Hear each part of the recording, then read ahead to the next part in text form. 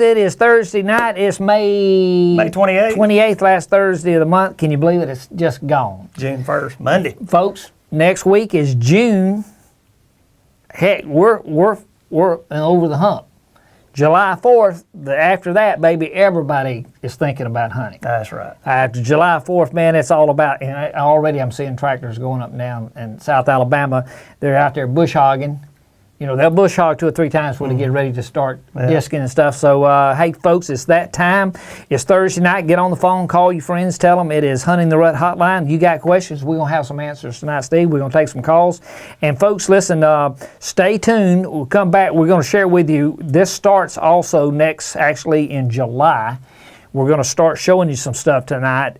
We do seminars all over the country. And we're going to start posting these and showing you where we're going to be and where you can start making plans. If you're in that neck of the woods, you can actually come by. We'd love to meet you in person. And if you don't have a dealer near you, you can certainly tell them about it. We'll show you a number they can call, and we can make sure we give them a seminar. So, folks, stay tuned. It's Thursday night, 7 o'clock. You got questions, we got some answers. Yes, sir. We'll be back in just a second. From Don Bell, the founder of Code Blue, comes Top Secret Reserve Doe Estrus, the finest doe estrus ever collected. Top Secret oxygen-free collection process is a complete generation above Code Blue. Our patent-pending collection process means no ammonia and no ammonia smell. At a limited quantity of 12,000 bottles, only 0.1% of hunters will be lucky enough to add Top Secret to their arsenal. Visit TopSecretDeerScent.com today and join the 0.1% club. All right, folks, it's Thursday night. Steve, we were just telling the folks about the seminars. Guys, listen, the show is entitled Hunting the Rut Hotline, Steve. Yep. You know, and people call in, they've got questions every Thursday night. But what we do is we do seminars at dealers around the country, and we're going to start posting some tonight, and you'll be able to see, in fact, guys, are you showing the first one there? We've got a seminar coming up at Weaver's store, and it is in Denver, PA. And it's quite the store. Actually, they have guys, and listen, this dealer has 4 or 5 stores in Pennsylvania, in and around there. But the store that we're going to be at is in Denver, PA, and it will be on July 28th at 7 p.m. Folks, you're going to want to make sure, if you're in that area, to come on in early, get you a seat. You will be able to meet us. We'll be able to talk to you, and we will do kind of sort of what we're doing here, except we will systematically tell that story of hunting the rut at the beginning of pre-rut, and we'll go all the way through pre, peak, and post-rut, talking about what deer are doing in Denver, Pennsylvania. Wow, 1 month from today. Hey, it's crazy. Man. Is it 1 month? No, 2 months from today. Excuse me, 2 months. So, but hey, that's coming up in July. At me. The first one is in July, and then after that, guys, it's every week. We're somewhere 3 and 4 cities a week through October. So you'll want to make plans. We'll start posting that. And folks, that's a fine store up there. Weaver Store. It's nice. A big old store. And we're glad they're part of the team, and you'll be able to, I believe there's a number up there you can see, and you can get a hold to them there. So be looking for the seminars that's coming up. And guys, Steve, it is the end of May. And, you know, deer's well into, in the Midwest, in the Southeast, they're well into the recovery period. Mm-hmm. And now they have started that in earnest everywhere else in the country. Yeah. You know, stuff's greening up in the north. You know, they're less worrying about the snow. They're believing it or not, there is some snow still out there in some places in May. That's crazy. It's crazy. It's unbelievable. But so they're well underway. I mean, now you're starting to see bucks down here in the southeast, you know, pop up something on the head. Mm-hmm. And folks, the antlers grow an inch a day in some cases, where the minerals and everything's right. And their health is good. Yeah. And we've talked about that in this show. So, folks, what we're going to do tonight, we're going to try to, we'll take the calls, and we talked to some people, Steve, during the week, and they go, man, I didn't know you guys. Boy, that guy last week, he called from yada, yada, and this guy called, you know, and they find it interesting to hear the consumer ask the variation of the questions. Yeah. So, what we're going to do, guys, can we take some, go ahead and do some website stuff? All right, he said we can do one. All right, who we got? We got a website question, Jeff Jones from Bowden, Georgia. How long will the reserve foam last from one season until the next. We're going to take, you mean to read it all? Yeah, no, we'll take that part of it. What we're going to do with Jeff, because he's got a couple questions within several. that. First of all, the reserve, any of our foam, including the reserve, it's closed. Let's see, do we have a foam right there? Sure. Our foam, top secret, is oxygen-free from collection to the bottle. So when you do the liquid, and Jeff, I hope you're watching there, you can see the two. The liquid is oxygen-free. The foam is oxygen-free. Once you open this, what do they need, Steve? They got to have a scent saver. They got to have the scent saver system, because once you opened it, you're putting oxygen in it, so you need the scent saver system that Steve is holding to be able to pour this in there, pump it out to keep it without oxygen between using it. Now, to Jeff's question, how long does this last? This, you do not need the scent saver system. Right. So it's self-contained. This is 3 ounces, carries a $14.95 retail. This is $19.95, 8 ounces, 300 pumps. That's the beauty of Top Secret. That's right. Oxygen free, so it's going to be good. Every pump. Yeah. So Jeff, to answer your question is, this doesn't go bad. Now, if you open it, that's bad. Because there's no way to pump this back out. So once, guys, everybody, once you get foam, you don't open it. You pump it till it's empty. Right. So this is good. It should not go bad unless you open it. Once you open it, it's got oxygen. In stark contrast to all the others that are on the market, the more that, like next year's, it's going to smell more like ammonia. That's right. And even worse like ammonia. When they open theirs for the first time, it's already ammonia. Listen, so it's really going to get bad. You guys ought to watch this. Since we've been doing this show in August, have we had anybody, what color has, without an exception, has everybody said the urine is when they open it? Brown, and it's brown. Usually dark brown. Dark brown. Yeah. We're not talking about Top Secret. We're talking about, you can do the Top Secret challenge. Right. You go open up a bottle of anyone else's scent, it's going to be brown. And the reason for it, it is a blend of aged urine. Dark urine says the deer was there. Oxygen ammoniates urine. So Jeff, to answer your question, the first part of your question is, this should not go bad on you. We stand behind it. Just do not open it. Pump it till you ain't got any. Right. How like that, Grant? Oh, man. Pump it till you ain't got any. Because if you open it, it's going to ammoniate it, and you can't pump it back out. So rule number 1 and 2 and 3, in the better part of 4, don't open it. Pump it till it's gone. But if you got some left over, you're good to go. Yeah, you're good to go next year. But you better get some more anyway. That's because if you're out, you're out. That's right. I think he had the second part of the question. All right, it says the foam should not be exposed to oxygen until it comes out of the nozzle, right? That's correct. Should it smell the same 5 years from now, right? Yes, and the only reason it would be any different, and now guys, think about this, we bottle Top Secret, we collect urine without oxygen, we bottle it without oxygen. We do not make the cap. Right. We do not make the bottle. And so, and believe it or not, every now and then, in fact, we were talking about that today with one of our factories, that the industry standard for failure of product is 2%. So if you buy 100,000 bottles, they say 2% of them might have a crack in it. Right. Well, if you happen to be in that 2% because the pump top does it, has a crack in it, and we don't know it, and it goes bad, you call us, we'll take care of it. That's right. We'll take care of it with our supplier, but we stand behind our product, Jeff, that it is oxygen-free, don't open it, you'll be good to go. Right. I think you had a... yeah, it says is the reserve in numbered bottles, and if you purchased it, could there be a way to find out how everyone who purchased reserve did with the scent? Well, the first part of the question is the bottle itself is not numbered. In fact, what I thought he was going to go with that question is, hey, if I bottle a bottle of reserve, be it foam or be it reserve, can I actually get that when I run out, can I get the same deer? And actually, that's a club member question there, and that we're working on that. But no, this is not numbered. It is from we know which deer and stuff it comes from, but it's not numbered for that purpose. But could it be a way to find out how everyone? Well, the way to find out, that would be like asking everybody in your club, where'd you kill that buck at?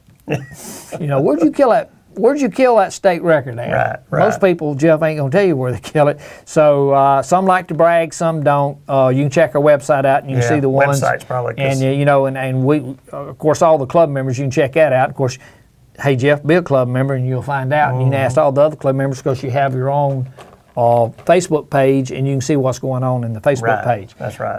That's where a lot of people comment. And you'll we're learn. killing a lot of deer, and you can be part of that. So, Jeff, I hope that answers your question on that. If not, call us or email us back, and we'll see if we can get that question. We got time for another Facebook? We got a telephone call. All right, let's see who we got. I think it's going to ring. It is going to ring. All righty, you got Don Bell and Steve Burklow. Who we got? James. How you guys doing? James doing good, man. James, how do you say your last name? Bishop. Bishop. That's exactly the way I'd have said it. Absolutely. Where you from? Oh, not much. I had a question for you guys. Okay. As far as like scent clothes go, what do you guys recommend, and how do you guys recommend layering them? Layering the clothes? Yeah. Like how layer them up? Well, yeah.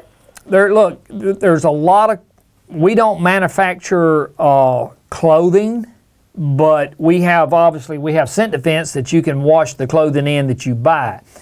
Now there's all kind of clothing out there, and some of them say it's impregnated to where it'll kill odor. Right. And I'm not saying that doesn't work, but a whitetail nose is a powerful thing. Do you currently, without telling me the brand, I mean, it's okay if you tell me the brand, but or do you mostly, where are you from? What part of the world are you from? Oh, Wisconsin. I hunt up in Jackson. Okay. What county are you in? Jackson County. Jackson County. How far are you from Buffalo? It's just due about half hour south or so, 45 minutes southeast. Southeast, okay. Well, you're bow hunting a gun. Because Bow hunting. I mean, because you're up here in the north, though. You start bow hunting up there late September. Yep. Mm-hmm. And so to you it's hot, but we'd love days like that during December down here. Yeah. What kind of clothing are you currently wearing? Are you wearing the same? Do you follow the trend, or do you stay with your same stuff? I switch it out every so often. Depends on depends on the season, like the weather. But I usually wear like some carbon wear when it's a little warmer out. But I walk about a good 2 miles back to my stand, so by the time I get there, I'm huffing and I'm puffing. Yeah. I'm all sweaty and I'm hot, and and that I'm sure the deer can smell that after time. Well, I can, if you don't mind, I'd like to comment. And what I do, this sounds kind of funny, James, but down here in the South, of course, it's hot, and if you're walking, you're sweating to death. But I've got the way my clothing, I kind of set it up, I've got it to where about every 10-degree temperature change is a different outfit, from 20 to 30 or 30 to 40, 40 to 50. That way, when you get there, you're not just absolutely, your clothes are drenched. And I'll even, of course, that jacket most of the time goes on the backpack. And then it, after I'm already cooled off and everything, then it gets put on. But yeah, I like, and it doesn't hurt to use it. I always wonder how much it really helps, but you always want to have the most advantage. So I do use. Oh no doubt you'd use. Yeah. If there's several manufacturers out there, and so just like Steve's saying is yes, that it's not a disadvantage to do that, but even take the best. Take what Steve just said is exactly right. It's just hard to cover every little. That's why I go in unzipped. Yeah, and if I'm a staunch bow hunter, but I hate for something to be on my face. Yeah. And of course you got scent coming. So. Well, you're going to sweat, and then you got to get in a tree, and then you got to sit there with everything open. I don't know if you got them up there, but the water birds down here, Steve, will sit out there and they'll dry like this. Yeah, right. They're sitting there letting everything dry out, the diving birds. It's the same thing. You're sitting up a tree stand, and your collars, everything that was unzipped, you look like you're undressing. What you're doing is trying to take that 10, 15 minutes to cool off. Man, I tell you, and that's that scent defense. I don't know if you've heard about it, James, but This past bow season, when I was burning up, I got there and mainly to get for the mosquitoes, but it felt so good after burning up and getting to the stand. I spray down in that, boy, it feels great. And it's an attractant. So have you seen that, James? Oh yeah. Yeah, and so not only can you, once you get there, you spray, you spray down before you go, because, just getting out of the truck and stuff. But in the process, once you get there in that cooling off period, you can feel the steam coming out of your body. Yeah, it feels great. And that's what you're talking about, isn't it, James? You're sitting there and you can feel the heat coming up around your neck and stuff. Of course, and isn't it great you have that excitement, and you're trying to get still and get ready in those moments. But there is a cooling off period. That's where Scent Defense will help you. Ooh. Because not only can you reapply, but you're also reapplying early season for the bugs. Of course, you got the black flies up there, and we got mosquitoes as big as buzzards down here. We don't know anything about black flies, but we got some no-see-ums. The black flies, I guess they bite. Huh? Yeah, do they bite, James?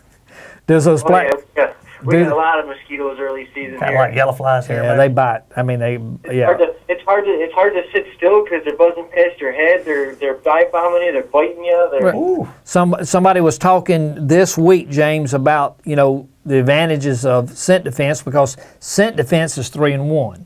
It's a better mousetrap by mixing silver with copper with silver, making silver more aggressive in killing the bacteria.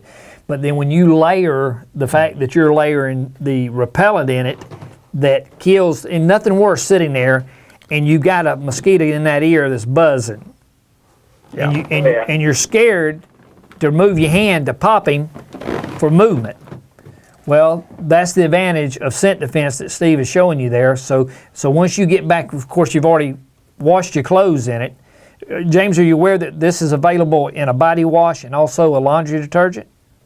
That I didn't know. Oh, yeah.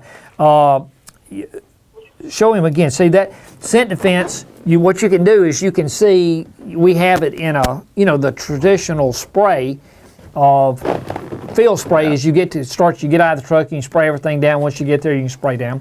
But we have it in a body wash and shampoo, and we also have it in a laundry detergent. Yeah. Now, you're used to that, James. All the hunters listening tonight, you're used to doing a body wash and you're used to doing a laundry detergent, getting ready to go hunting.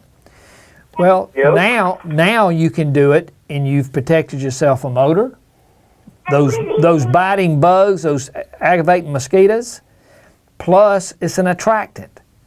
James, you could take this product, you could take the field spray and turn it off of the spray to the stream, and literally, you could spray that going in, and a deer would follow that into the stand. Because they love the scent. And they're not coming in like a urine-based attractant. Right. They're not coming in doing this with the head up like flaming. But what they're doing is they're coming in with their tongue stuck out, and they're licking their nose.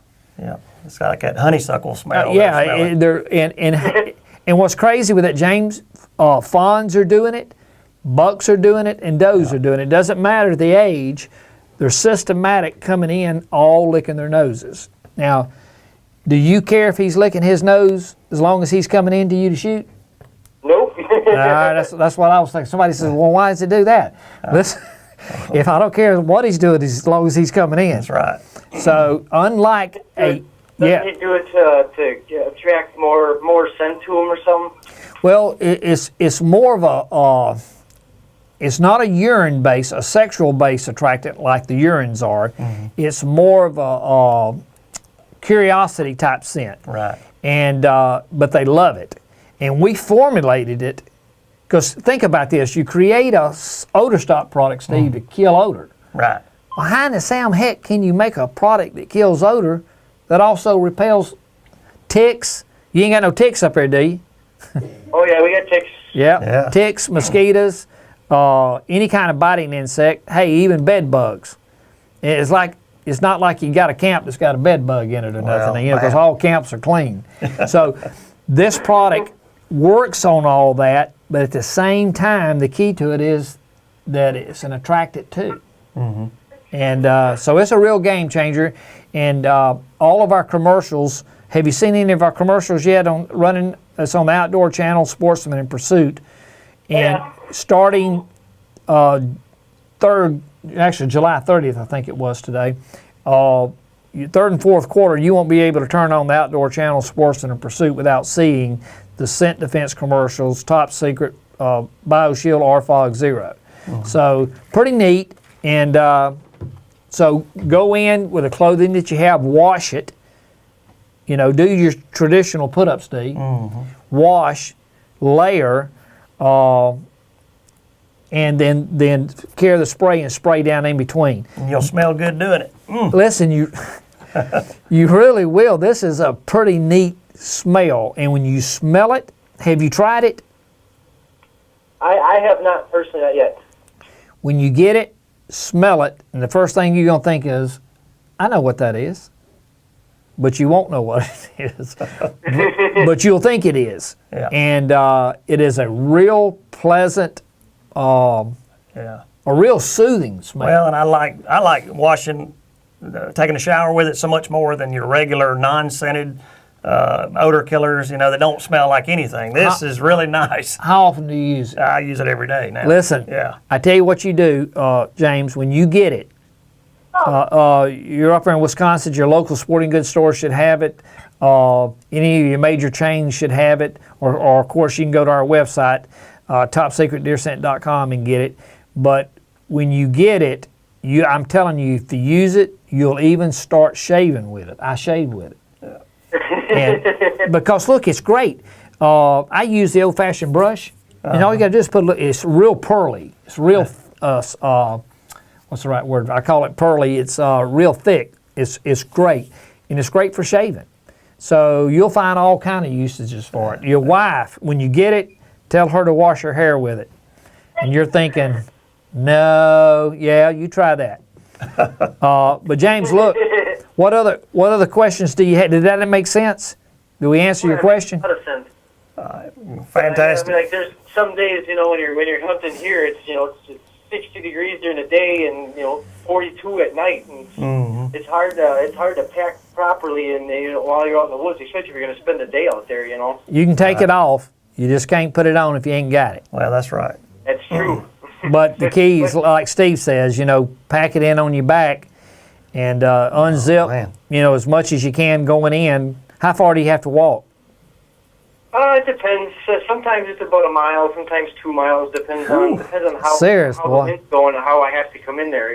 Man, I'd be wearing shorts. that's dedication. Yes, sir. I've been tempted to wear shorts. Trust me. Well, listen, James. Seriously, the key to that, if you're walking that far, absolutely do the your because the shampoo is going to work even after because it's still active, so it's going to still be benefiting you though you're walking. Right. So it's killing the bacteria that you're creating. Keep them ticks off of you. Yeah, sweat itself is not the odor; it's the bacteria caused by that. And so it's killing the bacteria that's causing the odor. The bacteria is putting off like gases that causes the odor. So it's still working. So if you wash your clothes, then you have the benefit of it having to sweat out through the clothes, or the scent through the clothes. So you got another barrier. So you got a double barrier before you ever get out of the truck. Once you get out and you're walking, once you get back to that stand, do like Steve said, respray down. Collar, around the neck, hands, anywhere where the body heat can be escaping. Load yourself up with that, and you're not going to hurt yourself because it's an attractant. You literally can spray it down, squirt it down on the ground, and they'll come to it out there on the ground. So nice. pretty neat. So don't, you're not 100% natural. Yeah, it's 100% natural. And call us and let us know what you think about it if you try it. Tell your friends about it. If you hadn't got it, tell your dealer. If your dealer doesn't stock it, tell them they can call us. They can get it through any distributor, or you certainly can go online and get it tonight, for that matter, at topsecretdeerscent.com. And look, start watching. Is this your first time watching the show? No, this is my second. Okay, well, great. Tell all your friends about the show.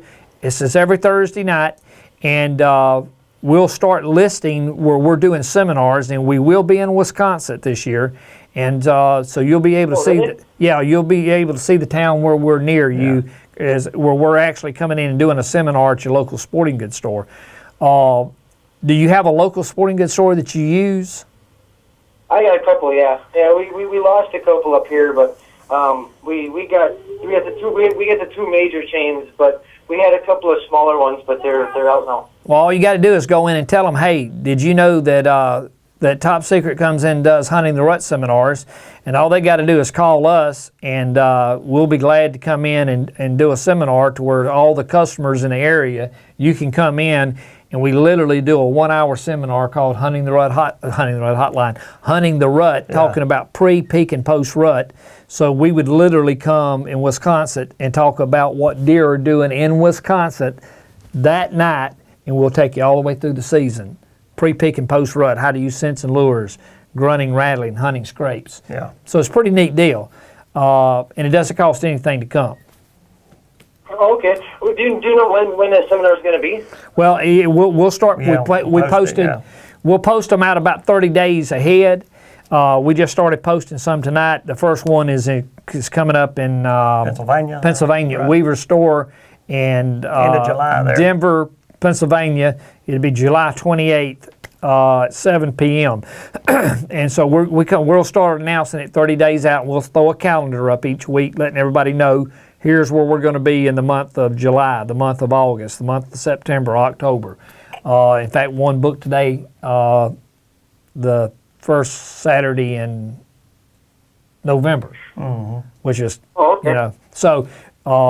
which you don't want to be because you're going to be right in the prime rut up there. Right. November the 7th, you're going to be kicking off peak of the rut up there. Yeah. So, but yeah, tell your dealers up there, hey, if you hadn't got it, get it. We're like Neil Cavuto on Fox News. If you ain't got it, demand it. Tell them you want it, and they'll stock it for you, and tell them all you got to do is call us, and we'll be glad to make sure they got enough product up there for you guys to buy. Awesome. All right, Big James, we appreciate you calling. Tell all your friends, and watch us next Thursday night. Sounds like a plan, but thank you guys. Hey, you bet, James. Thanks for calling in. No problem. You bet. Thank you, sir. Boy, it's the blackest dirt in the world up in Wisconsin. Man, it's beautiful. It is. It's whitetail he country. thinks I don't see that sign holding up saying a commercial. But we do, folks. We'll be right back. If you saw. We'll be right back. We got a commercial. Oh, that's all.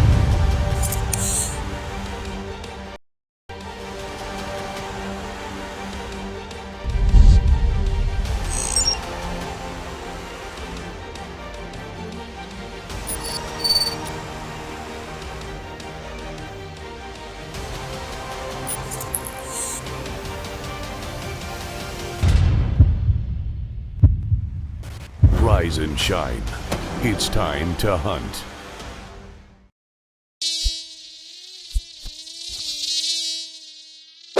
Repel and kill the bugs that bug you most with the all-natural 100% deep-free BioShield.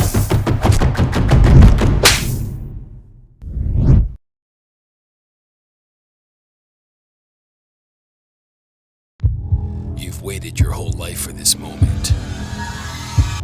Don't spoil your opportunity because of poor preparation.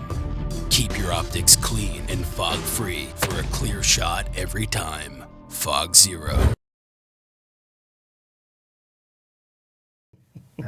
All right, folks, we're back. And all right, folks, look, like old James called up there out of Wisconsin. Yeah. That's a pretty part of the world. That's the blackest dirt in America. You know why? It'll grow some grass, won't it? You bet. You know why it's dark. Now, I don't know why this is dark, but that's dairy country. Yeah, it is. Yeah, and all them cows, you know what I'm saying? Yeah, and they got to go somewhere. It's got to go somewhere. That stuff's rich. Black dirt, and then, man, they grow some big bucks. Yeah, they do. All right, they're saying that we got a chance to get some more Facebook. They try to get us to catch up. Who we got? Right, we got Sheila Granks from Fort Collins, Colorado.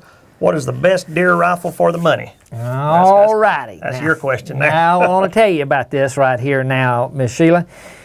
That is a preference deal right there. Now, especially when you say the best rifle for your money. Now, you know, it's like going in a store, and you go into a store, pick any product, and you go, what's the best product? You ask the retailer tomorrow morning, go in, what's the best product? What they're going to do is tell you, most people will tell you what's the best selling product. That doesn't necessarily mean that's the best product. Right. So, having put that nuance around it, the reason Steve tells me this is my deal is because I shoot in Alabama. I shoot a 22-250. Mm-hmm. That's the lowest caliber you can shoot and be legal in the state of Alabama. Now, as you know, out there in Colorado, Sheila, that is a varmint gun. Yeah, right. That's right. And here in Alabama, we classify bucks as varmints, and we go after them. A 22-250, bull barrel, 55 grain. Mm-hmm. Now, that sapsucker is flat. And, you know, about a 2.5 pound trigger. And, you know, Steve, this really does open up a lot of questions. Now, and I think you know this, I just went to a 243. Mm-hmm. Sheila, my son, shoots a 270, which is a very common round. Mm-hmm. You know, 270, 308s, 30-06s. I mean, you know, you can kill a deer with most anything. Yeah. But it's what you're comfortable with. And but I'm not one of these you got to gut them when you shoot them. No. You right, know? Right. And so, but you know, one of the things, Steve, if everybody can see this grunt call, if this is the deer's head, mm-hmm. and where the lanyard is, where my finger is his shoulder, front mm-hmm. shoulder, this is butt. A lot of people say, well, where do you shoot a deer? Well, it depends on what you're shooting him with. Mm-hmm. If I'm shooting him with a rifle, now if I'm shooting him with a rifle, we were always taught to shoot a deer high in the shoulder. Mm-hmm. And the reason for it, you're taking the whole, he's taking the whole load in. Mm-hmm. Like old Tom said today, Tom, I'll tell him what you said. Tom was shooting squirrels. And was it squirrels? He was shooting squirrels with a pellet rifle, right? But the problem was he had it so pumped up he was shooting through them. So he actually had to back the screw down the pressure to where when he hit it, he could hear it thump, and they took the complete load. Because what's happening is you shoot through them. A lot of people want to shoot a deer in what they call the kill zone. All the targets, it's got the heart and stuff. I never shoot a deer there with a rifle. And the reason for it is you shoot him there, he's going to haul butt. And you get blood and you'll trail. But if you shoot him high in the shoulder, his feet's going to go up. He's going down. He's going down. And if you look at people that film, that does videos and, you know, shows and stuff, the last thing you want to do is to shoot a deer and watch him hit the ground and get up and leave. So what you do is you shoot him high in the shoulder and he goes down because he's taking in Sheila the complete load right. in the shoulder. Now, having said that, with a 22-250, and listen, Steve, I talked to Terry Marsh. Guys, Terry Marsh is a friend that we know down here in Walnut Hill, Florida, not far from us. It is a great person for sighting in rifles and stuff. Mm-hmm. He's the same component of not a big caliber. Mm-hmm. And so I shoot a deer, Sheila, I shoot him right there behind the ear. And I know you're thinking, well, now why would you shoot a deer behind the ear? Because when you shoot a deer behind the ear with a 55 grain, he ain't going nowhere. Right. Staying down. A 55 grain, when it hits, it just explodes. Yeah. But if it hits a twig between here and the deer, it's going to explode and you ain't going to have nothing.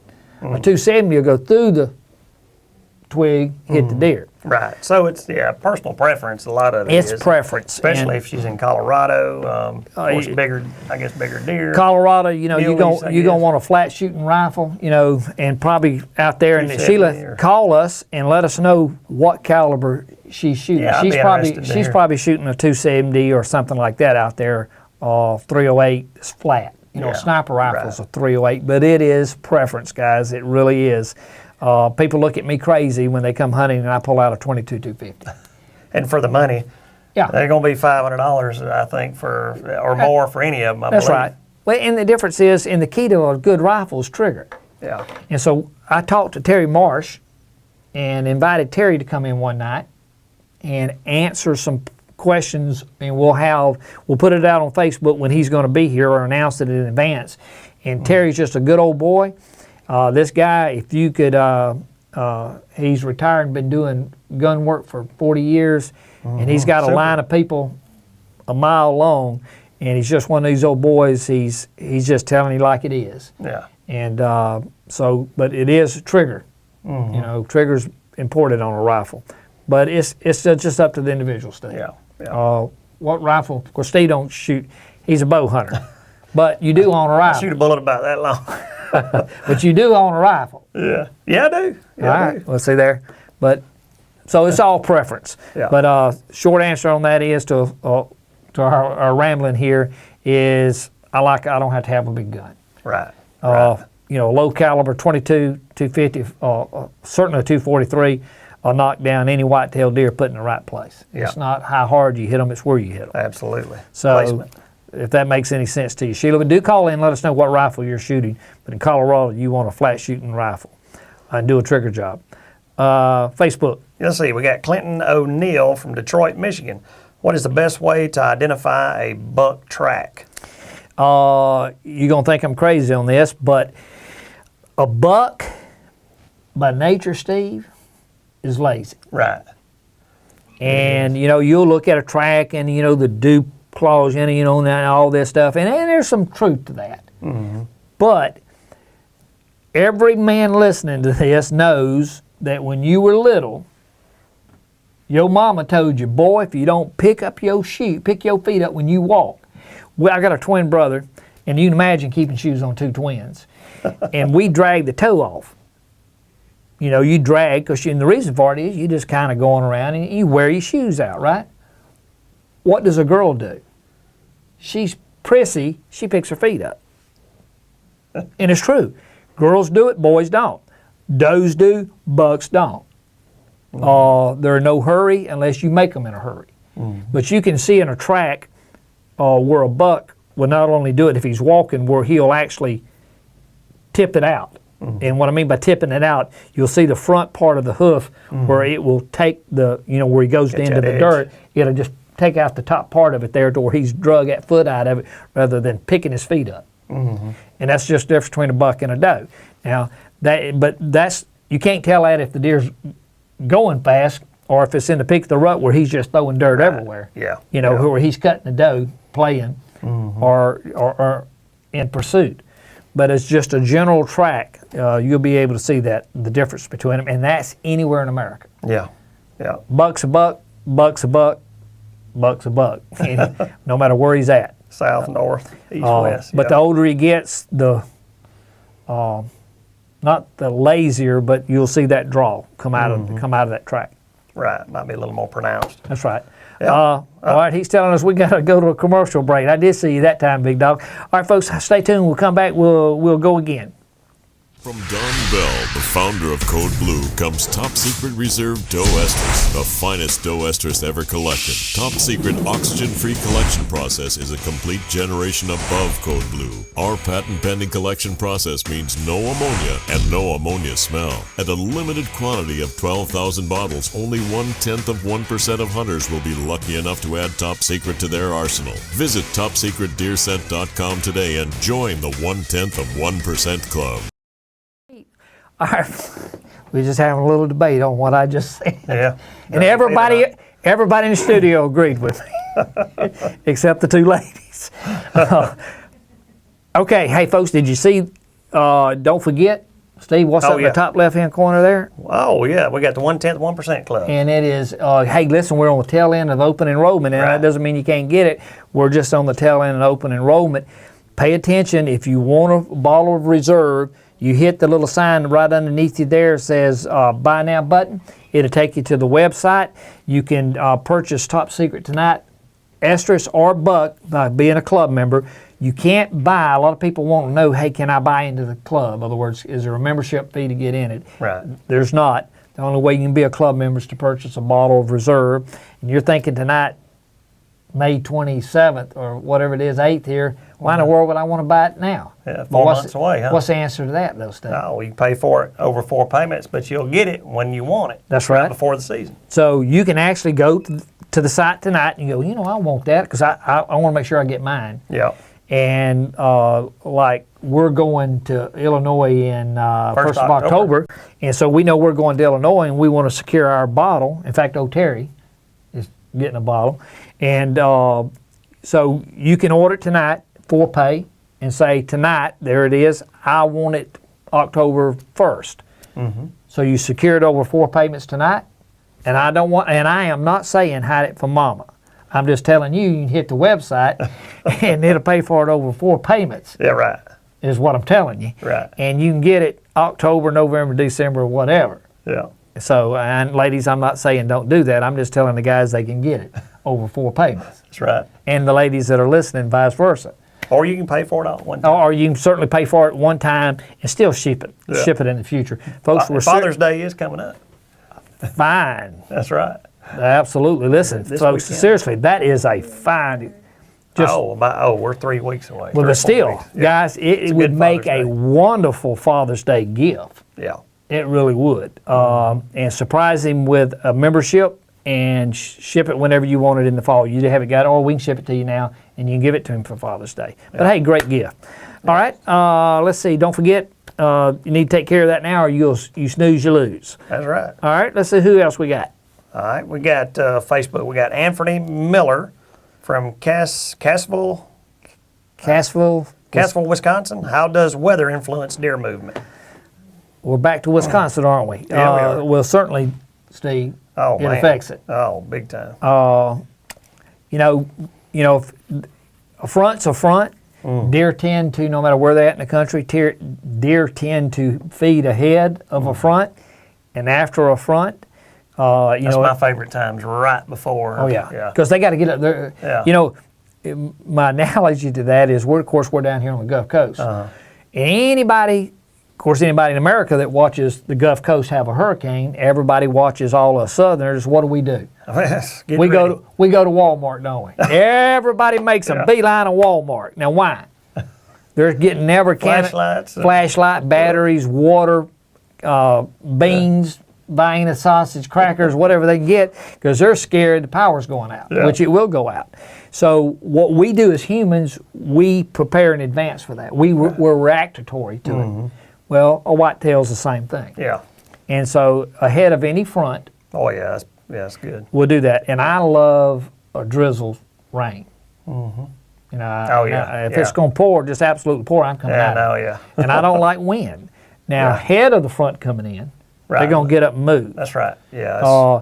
And, almost to the exception of the moon phase. I mean, because they sense they need to go, they need to do it now, of the urgency to get where they can bed up and, go through it. So weather has a tremendous effect in it, and it varies the intensity in the north versus the south. Right. Because the north, man, it certainly influences the peak of the rut. Oh man, and in the south here, the warmer it is, they tend to movement drops off, and boy, when it starts turning cool, boy, it seems like that Frisky. action just picks up. So If they all come out. You know? If you ever notice horses or cows in a field in the fall, that cool air starts coming. You ever notice how they get frisky? Yeah. And they can sense it too. Right. And in fact, here, a lot better than we do as humans, because we've been conditioned by society to, we're watching the news guy tell us go do it, versus sensing what's going on around us. And so, again, to answer your question there, you got to think like a predator.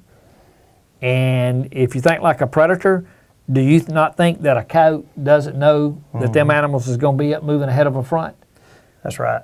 And really, it is kind of nice, though, if you got like a weather app on your phone and you see when that temperature, like 3 or 4 days ahead, if you see when that temperature is going to start dropping You take a day off from work. That's right. You want to be in there right before that temperature starting, or when it starts dropping. That's when you want to be there. When you start feeling it. That's right. That's when you want to be there. Yeah. So. And guys, listen, it does make a lot of difference, and it doesn't matter whether you're in pre-peak or post-rut. What we're saying affects. Right. A lesser degree during the peak, because it doesn't matter if it's storming or if it's snowing or if it's daylight or you just shot that sucker. Now, folks, we're serious. We've seen them shot, knock them down, get up, and keep chasing the doe and go to staggering and fall over the whole time he's trying to go to that doe. So it don't much matter about the weather during that peak. But outside of that, you bet weather has a big influence, and do just like Steve said. Nowadays, my Lord, you can look and tell with all the apps, you can tell exactly which way the weather's going, where it's coming, how long it's going to be, and you want to be on the front end of it or the tail end of it. And because what happens during the hurricane, we all go to Walmart. Hey, and if you, bad analogy, but if you happen to be wanting to thin out the population, where's a good place to go during a hurricane? Everybody going to Walmart because everybody's piling in there. But now what happens after the storm? Everybody's hungry because they done ate up everything they had, and guess what they're going to do? They're going to go back out shopping again. Yeah. Same way with a deer. Yeah. Before and after. Yeah. All right, who else we got? We got Jack Olson from Brent, Alabama. At what age does a buck begin to decline in antler size? You know where Brent is.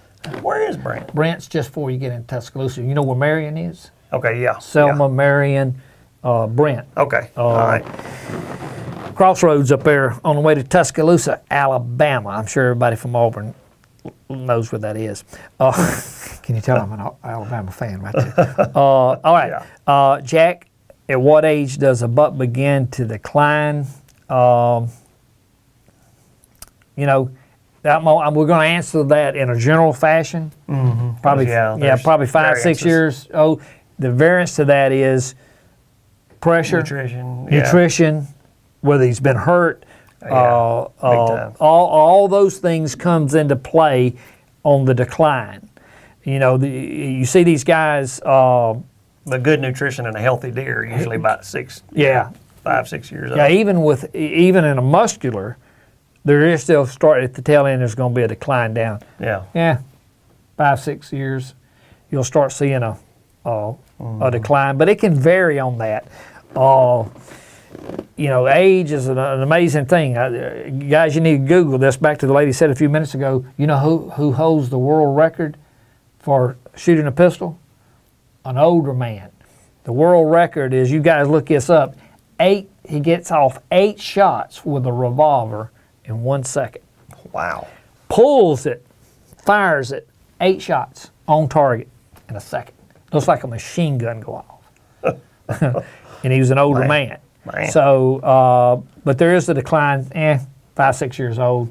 And 10 into, depends on what part of the country you're in. Yeah. So, but as a general rule, that's the age, Brent. But down there in Alabama, where you are, where we hunt about an hour south of there. And 5, 6 years old, and again, depends on nutrition. Yeah. All right, who else we got? We got time, guys. Keep going. Get some. All right, we got Adrian Peters from Spring Hill, Tennessee. What features would be the perfect bedding area for a buck to hide in? Well, I mean, really anywhere he's not being bothered. Thick cover. Yeah, well, yeah. A buck likes to be hid and where he can see. Briars. Yeah, that's right. Where they can lay back and sense what's coming, see what's coming. It depends on what time of year it is. I know Steve likes to bow hunt early. Why? No pressure. Right. And they're used to bedding. And, we had I think it was a caller that called in and asked a similar question a few weeks back. Well, how far will they bed from the food plot? Well, the question of that is, how far do you want to go? You go to the nearest grocery store. You know what I'm saying? You're not going to get in the car and go slap across town to go to a Walmart store when there's one a block from you. Right. So, they like to bed close to food till pressure starts making them alter that. Right. And then they start altering. Right. But I mean, a deer will lay up in some crazy stuff. Yeah, thick stuff. You'd never think. Stuff. Wow. And, down here we have gallberries. Yeah. Of course, how do you describe a gallberry bush? I don't know. Or what we call down here in Florida tie-dyes. Right. So it's thick. But then again, that's perfect bedding area. On a cold day, in a clear cut, they may lay up in the broom sage. It's not this high. Where's he calling from? Where's this Spring Hill, Tennessee. Spring Hill, Tennessee. Just south of Nashville. Yeah, just up there in those hills. That old buck may lay up on the sun's side in the morning to get sun. Yeah. And listen, there's not a hunter listening, Stephen. Everybody does it. When that sun comes up and you're cold and you feel that rising sun, you turn your face to it and you track it because you feel the warmth on that face. That buck could do the same thing laying out there in that sage. Right. He's catching those morning sun, but he's hid. Right. So it just depends on the cover, but they'll change that cover as pressure moves them along. So, all right, they're saying, hey, we got to go to a commercial break. Yep, all right, folks, listen, we'll be right back, and we'll go again. You've worked hard all summer to get everything just right. Don't leave the rest of it to chance. Use the finest deer urine ever collected and the only one in the market that is oxygen-free. From collection to bottle, get ready. It's time to hunt.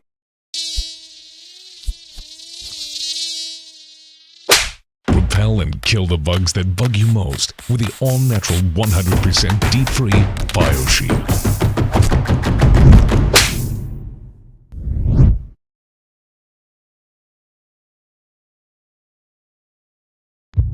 You've waited your whole life for this moment. Don't spoil your opportunity because of poor preparation. Keep your optics clean and fog-free for a clear shot every time. Fog Zero. And all of a sudden want to Stand up. Hey folks, we were just talking about the broom sage and stuff, and I don't know if you've ever done this, but you take your antlers on a cold day.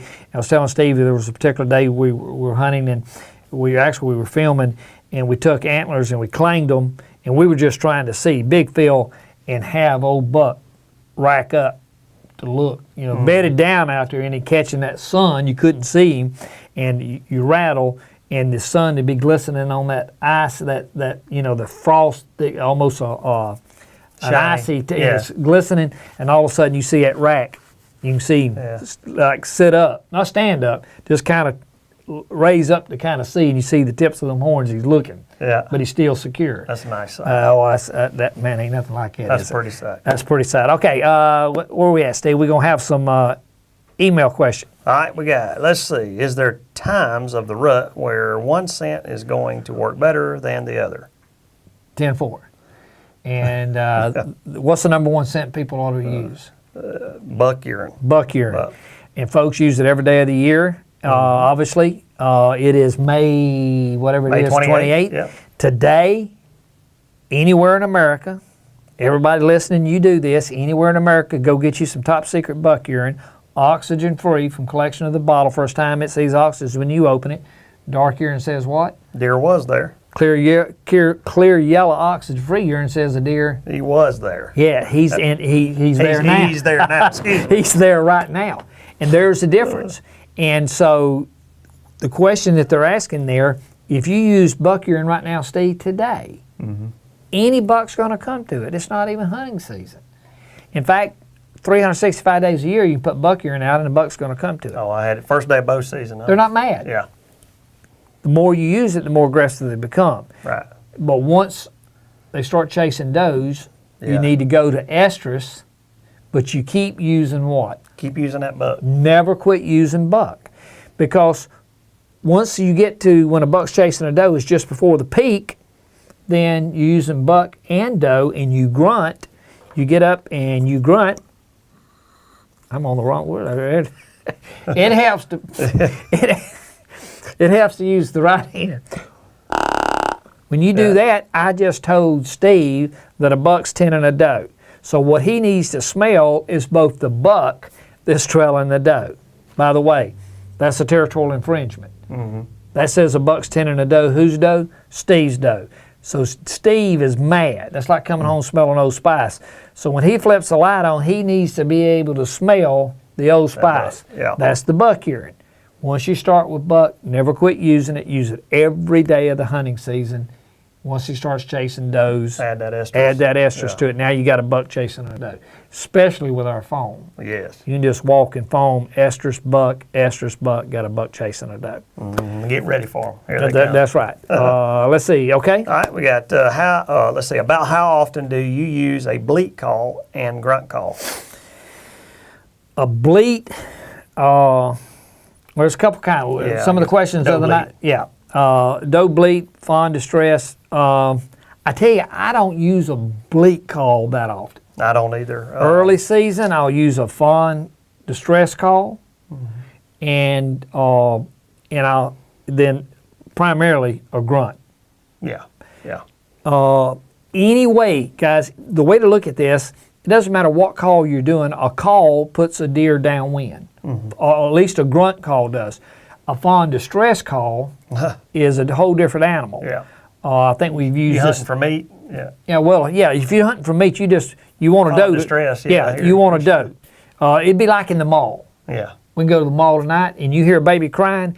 Every woman in that, if Perk that up. child is in distress, every woman in that mall will go to looking. Yeah. You know, the guys, we're not always oblivious to it, but those women are looking. And if somebody don't go to that child, if that mama don't go, the nearest woman's going to go to that child. Yeah. So it's sort of like that. But if you got a buck, a lot of times people ask, well, I got a buck with a doe. How do I get the buck off of the doe? Well, what you got to do is quit calling the buck and call the doe. Now that don't make sense. Well, it does. That's where I use a fawn distress call. Right. That's Because right. if it's early season and you got fawns out there and a buck's chasing a doe, or playing, or not chasing, but playing around with a doe. In other words, he's paying attention to her. And I hit a fawn distress, that doe is going to come to that fawn distress. Now guess what the buck's going to do? Yeah. Buck's going to follow the doe. That'd be like, I think I've used this analogy. It'd be like you've been gone for a month. You know, you're traveling, you come home, and you're going to spend a little quality time with mama. I'm just saying. And you got a baby, an infant, down the hall in the crib. And man, things are just clicking along there just pretty good. All of a sudden, the baby down the hall starts crying. I don't care what you telling mama. Mama's going to get up and go to that child. Now, what you're telling mama is, hey, look, baby, my Lord, let that child cry, be good for its lungs. No, mama is going to go to the baby. Yeah. Well, it's the same way. You got to quit talking to the buck and talk to the doe. I use a fawn distress, not much on the doe bleed stuff. Yeah. Because, if I want to get a buck that's on a doe that's an estrus, like an estrus bleed, my Lord, I'm going to use a grunt call to make that buck think there's another buck, because he's going to come downwind, because he's madder with buck than he is with a doe. He's Right. happy with a doe. Right. He's mad with a buck. Yep. So, But that grunt call now, especially grunt call and in conjunction with Top Secret, is a fabulous. It's deadly. Oh yes, deadly. It sure is. folks, So, you got gotta use that. to do it. And that grunt call just about We about don't every make 'em. 15 minutes is go through a series of grunts along with your foam or your just regular urine. It just works. And guys, fantastic. listen, this is hunting the Rut Hotline. We don't make grunt calls. Now we're showing you a grunt call here, and this is one that I use, and we're not putting brands. We're not recommending your brand. Everybody says a grunt's got to sound like a certain thing, and it has it. As long as you're not sounding like a mallard duck out there or something like that, you're putting a deer downwind. No two bucks sound exactly alike. Now there are certain calls and certain sounds, but you don't always have to sound like a big buck. No. But a lot of people want their grunt calls to sound like a big buck. Yeah. And that's not necessary, because why? Back to one of my analogies. If you come home and you smell Old Spice in your bedroom and you flip the light on, it don't much matter if it's Pee Wee Herman or Superman. That's right. You're mad either way. Yeah. A little insulted in one way versus the other. But nevertheless, it doesn't matter if it's what age the guy is. Right. It's not how old, but where. Right. Your grunt doesn't have to sound like a big buck. It just needs to sound like a buck. He'll come to that teenager in there as fast as he will a big buck. Right. Yeah. So, sometimes we overthink it. Yeah. We got time for a couple more. Nope. They're telling Slowed us. her down, didn't he? They're saying they're pulling the plug. It's amazing. An hour goes by quick. Already Don. gone, isn't it? Folks, listen, next Thursday night we'll start posting where these seminars are going to be. Yeah, we'll be in June. We'll be in June. We'll start showing what's happening in July. It's not too late. Tell the dealers in your area, hey, did you know that Top Secret will come in and do a seminar for you? Does it cost the dealer? Does it cost you? It's free to come in. And we go through the season wherever you are, talking about what deer are doing during pre-peak and post-rut in your town where you hunt. And so, folks, all you got to do is get your dealer to call in. We'll tell them how to do it. Yep. Steve, we'll see them next Thursday night. What time? 7 o'clock. And we'll see you here next Thursday night. Thank you, folks.